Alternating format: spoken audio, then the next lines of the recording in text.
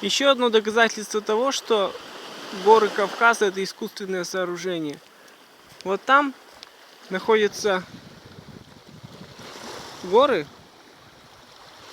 которые имеют горизонтальную складчатость. И вот буквально в 10 метрах имеется вот такое вверх уходящее, вот эти слои, вот так они идут вверх. Вот там они тоже снова идут горизонтально. Значит, как я предполагал, данные слои образованы материалами, которые применяются в компьютерах. То есть, по сути, все горы побережья вот этого Черного моря, они являются элементами глобального суперкомпьютера какой-то древней цивилизации, которая была до людей. То есть материал, как я уже говорил, здесь диэлектрик, а это полупроводник, кремний. То есть это чистый кремний. Соответственно, должен быть и проводник, состоящий из материала, который проводит электричество. И такой материал тоже нашелся. Вот идет жила, в составе которой находится железо.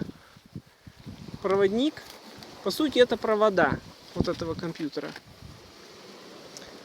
То есть вот это материалы, где материал диэлектрик перемежается с полупроводником кремниевым, вот он коричневый, с белым кварцем, который является оптоволоконным проводником, и металлическими элементами. Вот они, следы ржавчины и коррозии несут. Вот плита, которая оторвалась с этой горы. Мы видим, что в ее составе находится кварц, железо, вот оно.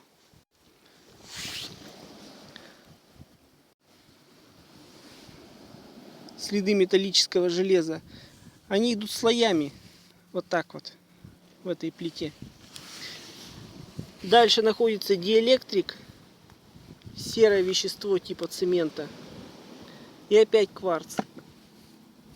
То есть все эти горы, состоящие из диэлектриков, полупроводников и токопроводящих элементов, являются элементами глобального техногенного устройства некой допотопной цивилизации, которая жила здесь до людей.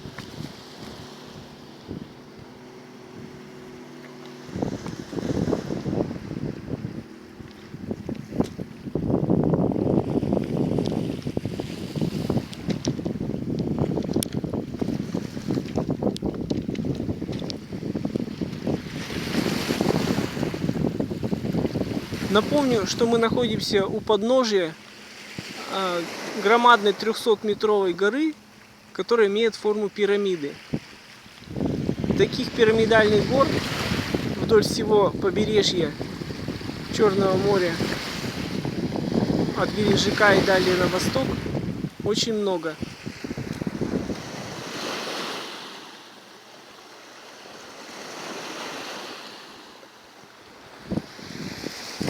Вот там находится вершина этой горы.